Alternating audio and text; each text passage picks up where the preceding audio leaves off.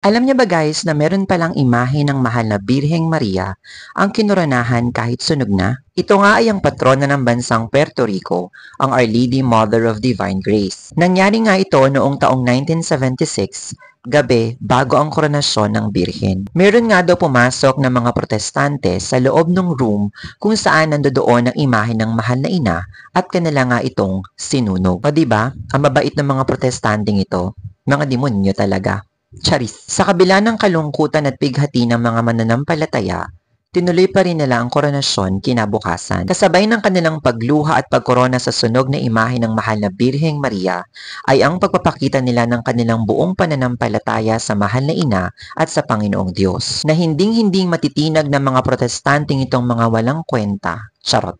Ang kanilang pagdedebosyon sa mahal na ina na kanilang patrona. Ang galing, no? So yun lang guys. Thanks for watching. Bye! By the way guys, ito na yung itsura ng birhen ngayon. Ganda no?